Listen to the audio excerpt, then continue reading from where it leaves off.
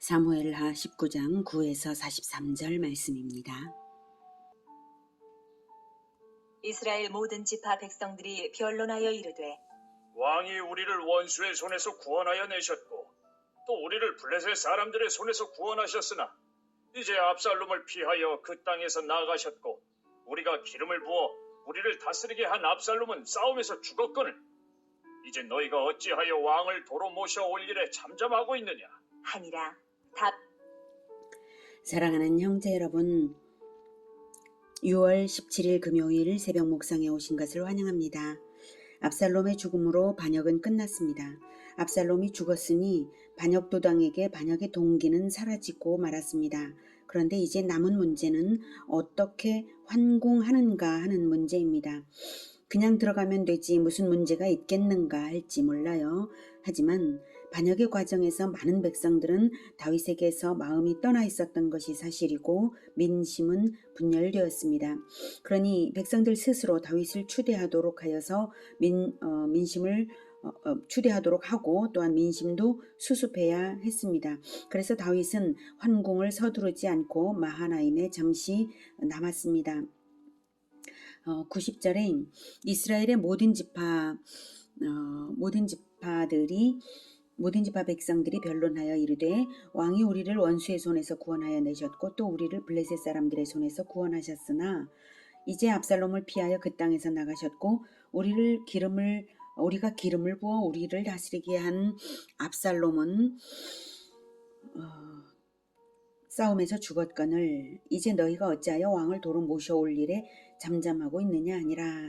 여기서 이스라엘 모든 지파 백성들은 유다 지파가 반역에 앞장선 것이지만 다른 지파들 역시 반역에 동조한 것이 사실이므로 모두가 말을 하기를 우리가 기름을 부어 우리를 다스리게 한 압살롬은 싸움에서 죽었거늘 이렇게 말을 합니다.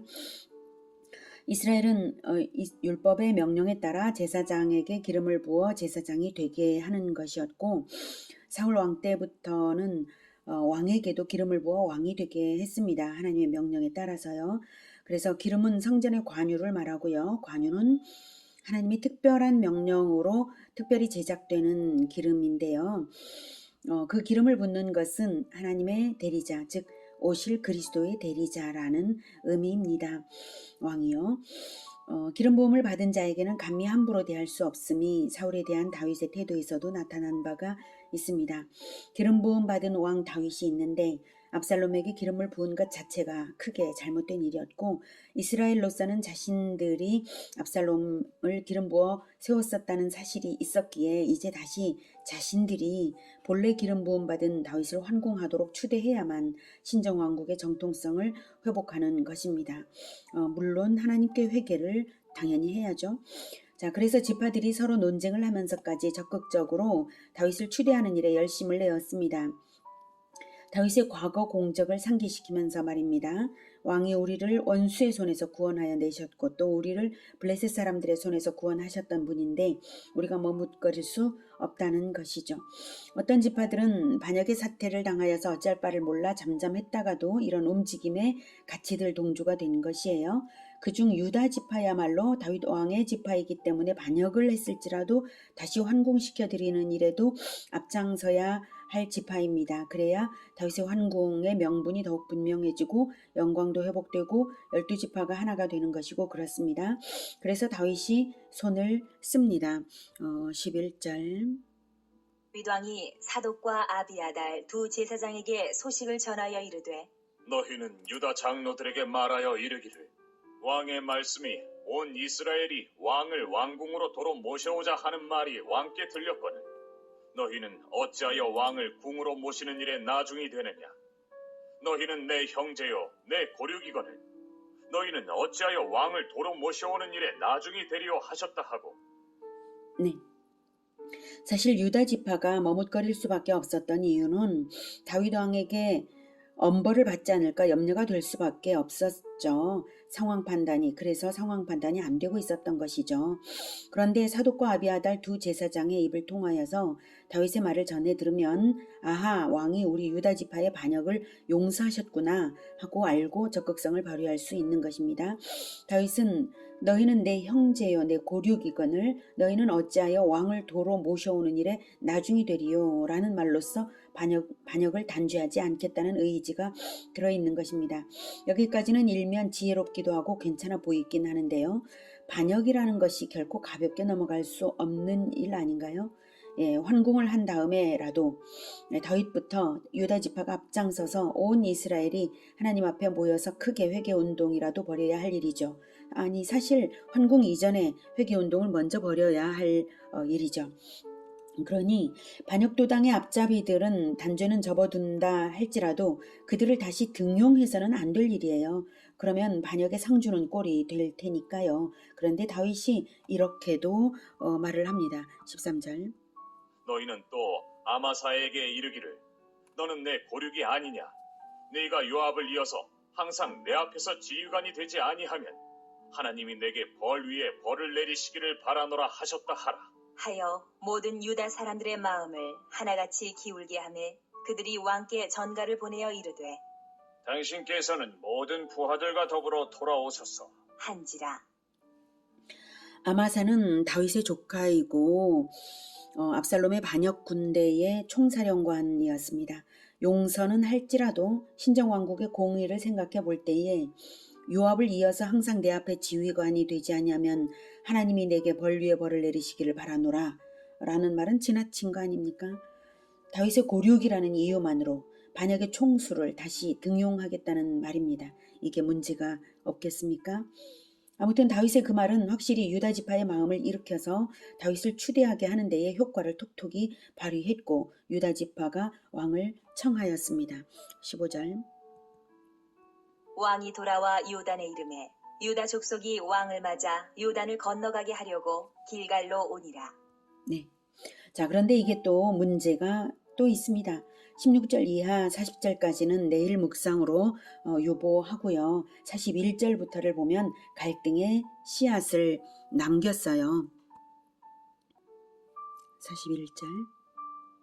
온 이스라엘 사람이 왕께 나와 왕께 아뢰되 우리 형제 유다 사람들이 어찌 왕을 도둑하여 왕과 왕의 집안과 왕을 따르는 모든 사람을 인도하여 요단을 건너가게 하였나이까? 하매 모든 유다 사람이 이스라엘 사람에게 대답하되 왕은 우리의 종친인 까닭이라 너희가 어찌 이 일에 대하여 분내느냐?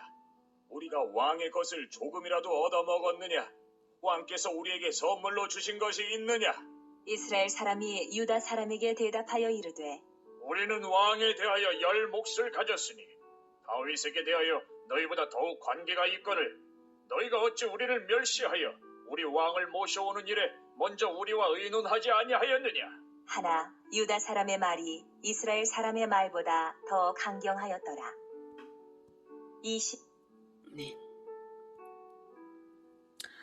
다윗의 환공을 앞장서서 의논을 한 것은 모든 지파들이 했었는데 정작 유다 지파만 앞장서서 독자적으로 행동화했고요. 이스라엘 다른 지파들을 따돌린 것이죠. 그렇게 하도록 다윗이 유도한 셈이 되고 말았어요.